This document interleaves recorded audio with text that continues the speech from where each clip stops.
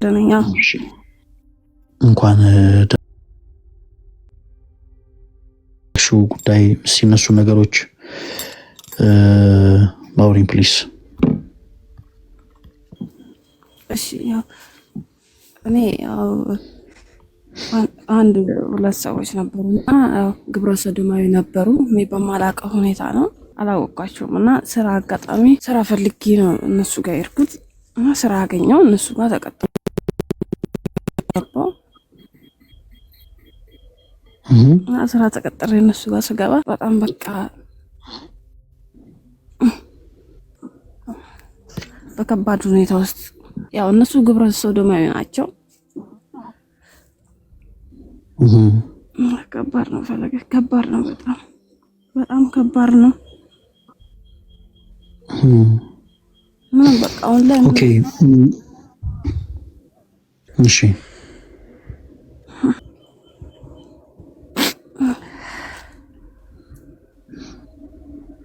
ምስጋና ይሰማል? ይሰማል ፈለግ ይሰማል። ኦኬ ይዞሽ አታልቅሽ። እሺ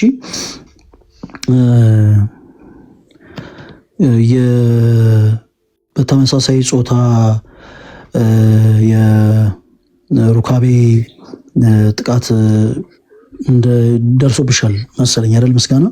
አዎ በጣም በጣም በሚያሳዝን ሁኔታ። በምን አይነት አጋጣሚ ነበር እንዲህ አይነት ነገር የተፈጠረው?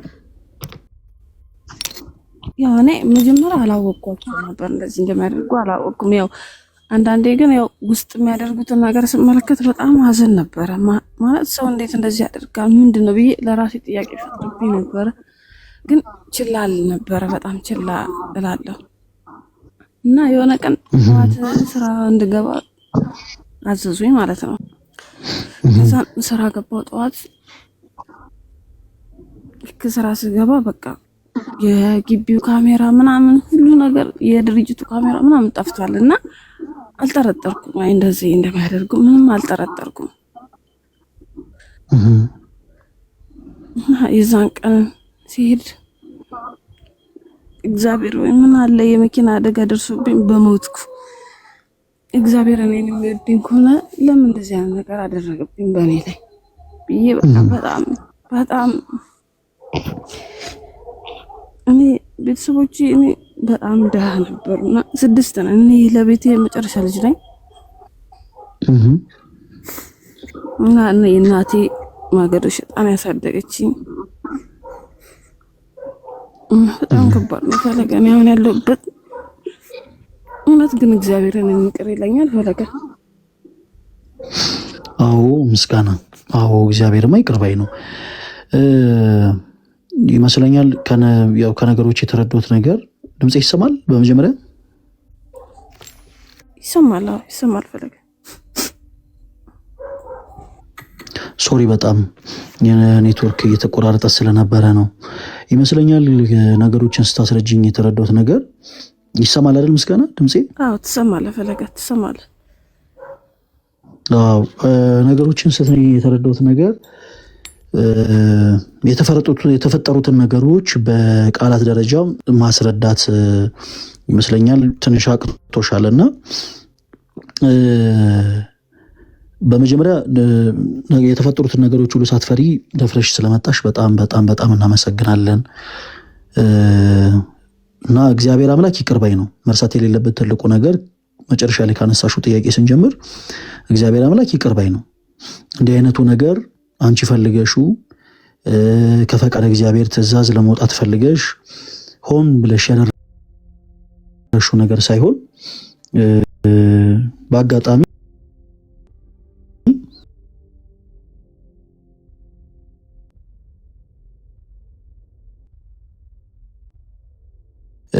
ምን አለ መሰለሽ ምስጋና፣ ይሄን ነገር ሳታስቢ ነው የተፈጠረው። ፈልገሽው አይደለም የሆነው። ኢቭን እንኳን አንቺ ሳትፈልጊ ሳታስቢው ሳትወጥኙ እንዲህ አይነቱ ነገር የደረሰብሽ ይቅርና ህይወቱን ፈልገውት ህይወቱን ተመኝተውት የገቡትን ሰዎች ስንኳ ይቅር የሚል አምላክ ነው ያለን እግዚአብሔር።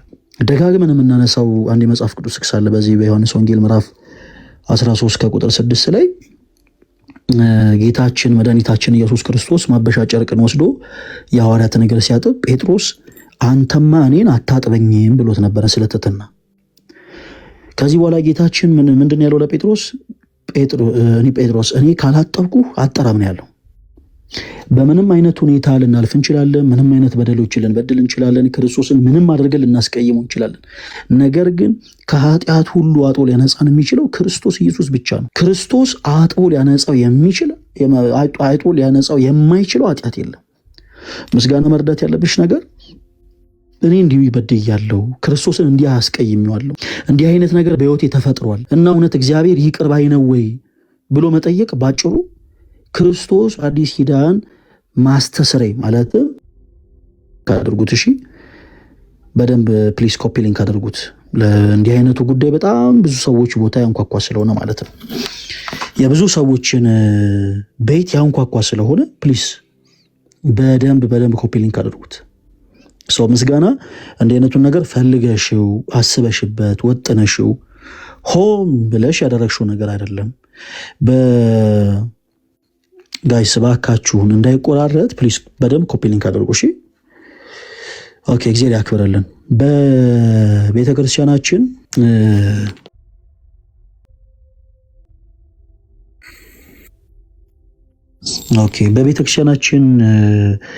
የኪዳን ጸሎት የቅዳሴ ጸሎት ካለቀ በኋላ ካህናት አባቶች ምዕመናንን ሲባርኩ እንዲህ በላይ ይባርካሉ። ጌታችን አምላካችን መድኃኒታችን ኢየሱስ ክርስቶስ ኃጢአትን ይቅር የሚል በደልን የሚደመስስ ለአባቶቻችን ለሐዋርያት በምድር ያሰሩት በሰማይ የታሰረ ይሆን ዘንድ በምድር የፈቱት በሰማይ የተፈታ ይሆን ዘንድ ስልጣነ ክህነትን የሰጣቸው ከልጅነት እስከ እውቀት አውቃችሁ በድፍረት ሳታውቁ በስተት በመዓልት በሌሊት በሐልዮ በነቢብ በገቢር ከሰራችሁት ኃጢአት የማይሰራ ኃጢአት ከኃጢአት እስራት እግዚአብሔር አምላክ ይፍታችሁ ብለው ነው ቡራኬ የሚሰጡት።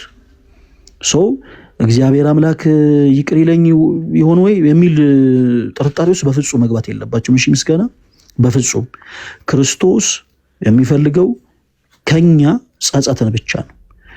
በጣም የሚገርመኝን ነገር ብዙ ጊዜ ደጋግሜ ተናግሬያለሁ። ልበ አምላክ ቅዱስ ዳዊትን እግዚአብሔር አምላክ እንደ ልቤ ይለዋል። እንደ ልቤ በጣም ብዙ ቅዱሳን ከልጅነታቸው ጀምሮ ተጋለው ያለው ሳሉ በጣም ብዙ ቅዱሳን ብዙ ሕማምን በድንግልና ተቀበለው ያሉ ሳሉ ነገር ግን ቅዱስ ዳዊትን በመጽሐፍ ቅዱስ ላይ ያለውን ታሪኩን እንግዲህ ተጽፎ እናገኘዋለንና እንዲህ አይነቱ ነብይ እግዚአብሔር አምላክ እንደ ልቤ ይለዋል እና ከዳዊት ምንን ቢያገኝ ነው እግዚአብሔር እንደ ልቤ ያለው ቢሉ ጸጸቱን እና ምስጋና ባልሆኑ ነገሮች ህሊናሽን መውቀስ የለብሽም። እግዚአብሔር አምላክ ኃጢአትን ይቅር የሚል በደልን የሚደመስስ ንስሐን የሚቀበል አምላክ ነው። በዚህ አጋጣሚ በተመሳሳይ ጾታ ሩካቤ ህይወት ውስጥ ያላችሁ ምናልባት እንደ ምስጋና ጥቃት ደርሶባችሁ ሳትፈልጉት እንዲህ አይነቱ ነገር ደርሶባችሁ አይምሯችሁ ረፍት ያጣ ብዙዎች ትኖራላችሁ። አይምሯችሁ ረፍት ያጣ በጣም ብዙዎች በቃ እንደው ቤተክርስቲያን መሄድ ልችል ይሆን፣ እንደው ከቅዳሴው ጸሎት መሳተፍ ይችል ይሆን፣ ከኪዳኑ ጸሎት መግባት ይችል ይሆን ብላችሁ በጣም አይምሯችሁ ረፍት ያጣ ብዙዎች ትኖራላችሁ። ወደ ክርስቶስ ኢየሱስ ቅረቡ፣ እርሱ ከኃጢአት ሁሉ አጥቦ ያነጻችኋል።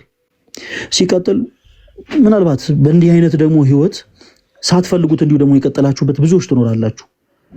ኦኬ በተመሳሳይ ጾታ ሩካቤ ማለት ነውና በእንዲህ አይነት ህይወት ውስጥ ያላችሁ ጭምር ልባችሁ መመለስን ብቻ ይሻ እንጂ ክርስቶስ ኃጢአትን ይቅር ይላል፣ በደልንም ይደመስሳል። ከእናንተ የሚጠበቀው አምላካችሁን ይቅር በለን ብላችሁ ወደ ክርስቶስ መቅረብ ብቻ ነው።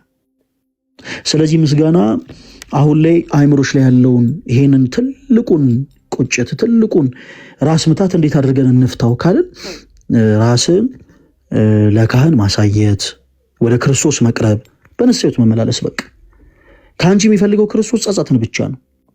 በንስሐ ህይወት ከተመላለሰን በኋላ በትላንት ማንነታችን የሚከሰን አምላክ የለንም። እኛ ጌታችን ኢየሱስ ክርስቶስን ይቅር በለን ማረን ብለን በእግሩ ስር ከወደቅን በኋላ በትላንት ማንነታችን ትላንት በሰራነው ስራ ትላንት በሰራነው በደል ዳግም እናንተ እኮ በባለፈው እንዲያርጋችሁ ብሎ የሚጠይቅ የሚኮነነን አምላክ የለንም። ስለዚህ ይሄን ልታስሉት ይገባል። ፕሊዝ ምናልባት ትንሽ ኔትወርክ ከኔ ጋርም የተቆራረጠ ስለሆነ ልደት የምትለው ነገር ካለ ለአንተ እድል ልስጥ። አለ ልደት ይሰማል? ይሰማል? ልብሴ ይሰማል። ያንተ ለምንድን ነው ለእኔ ብቻ የማይሰማኝ ተለይቶ?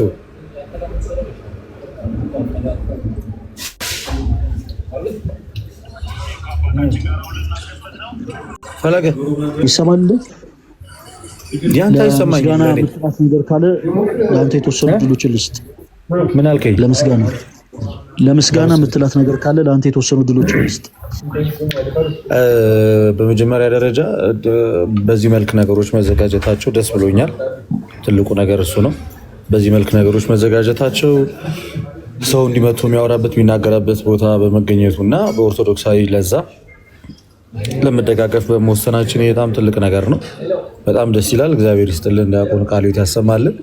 ይቀጥል፣ መቋረጥ የለበትም ብዬ ነው ማምነው። በየጊዜው ሁልጊዜም ሊኖር የሚገባ ነገር ነውና የእግዚአብሔርን ቃል ከማስተማር ባሻገር እንደዚህ አይነት መንገድ የተጎዱ ብዙ አይነት ነገር ውስጥ ሰው በውስጡ ነገር ይዞ ነው የሚሄደውና ብዙ ፈተና፣ ብዙ ችግር፣ ብዙ ህመም ውስጥ ያሉትን ሰዎች እንደዚህ ማገዙ በጣም ጥሩ ነው። በጣም ደስ ብሎኛል። ይበረታታ፣ እግዚአብሔር አምላክ ይርዳን ነው የምለው።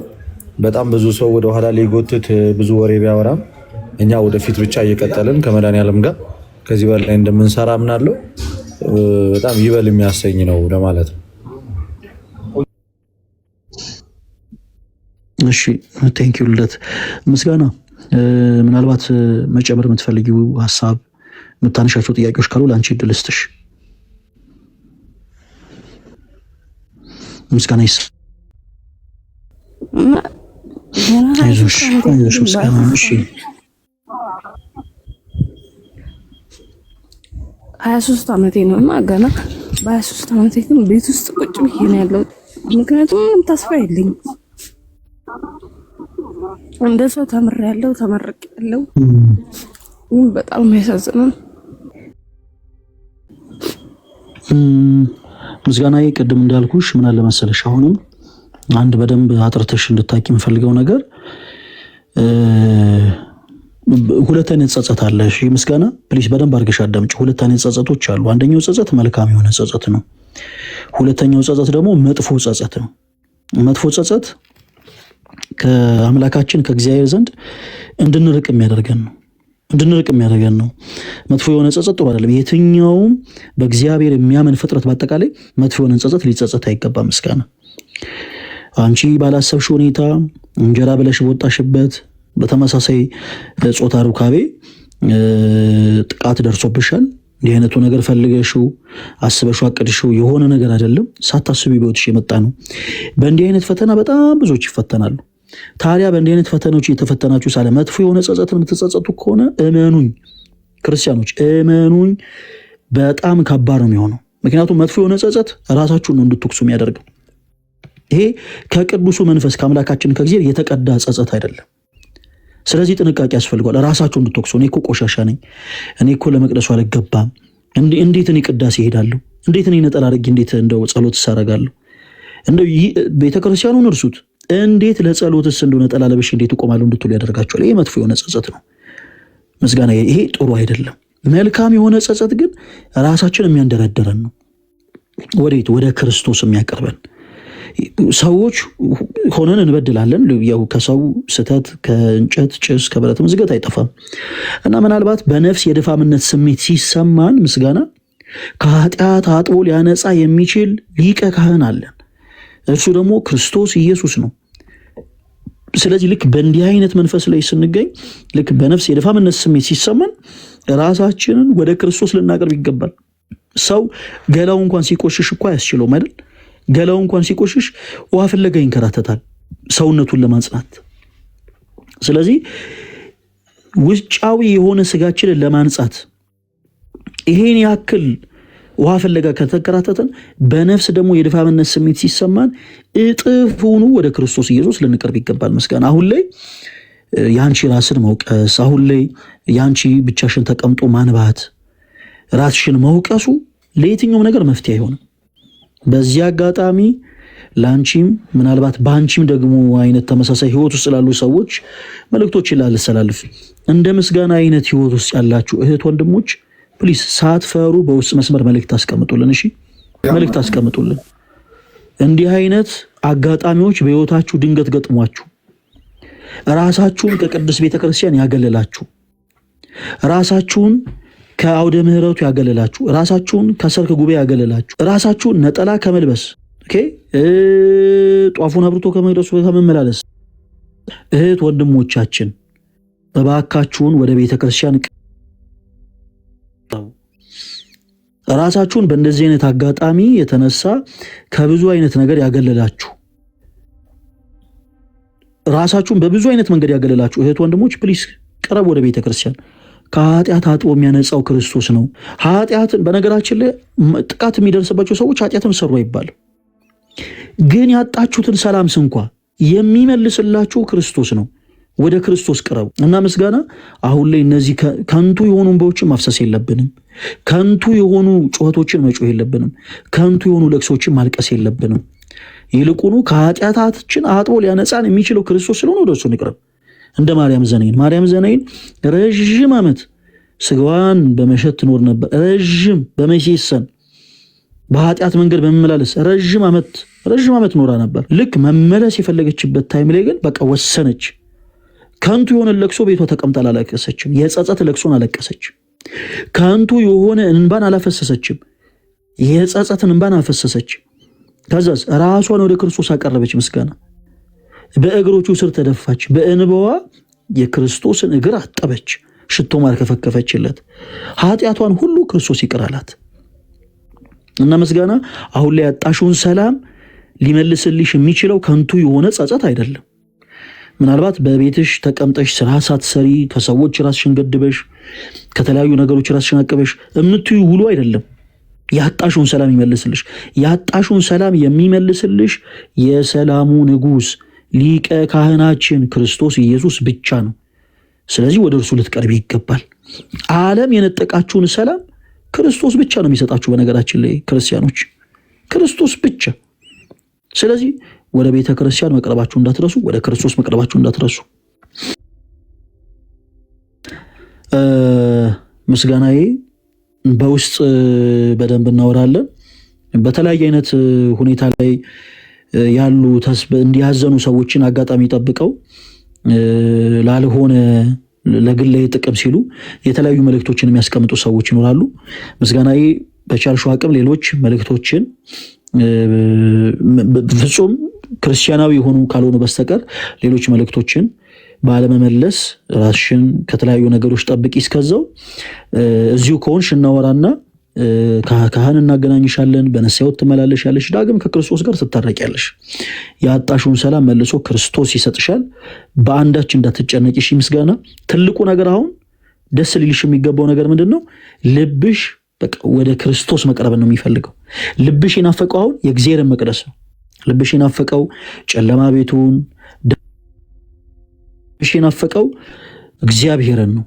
ልብሽ የናፈቀው እግዚአብሔርን ስለሆነ ልትደሰች ይገባል። ምሽታ ቤቱን አይደለም ልብሽ የናፈቀው። አሸበልገዴ የሚባልበትን ቦታ አይደለም ልብሽ የናፈቀው። ልብሽ የናፈቀው የእግዚአብሔርን መቅደስ ነው። በዚህ ደግሞ ደስ ይበልሽ። በውስጥ እናወራለን። እሺ ምስጋናዬ በስመ አብ ወወልድ ወመንፈስ ቅዱስ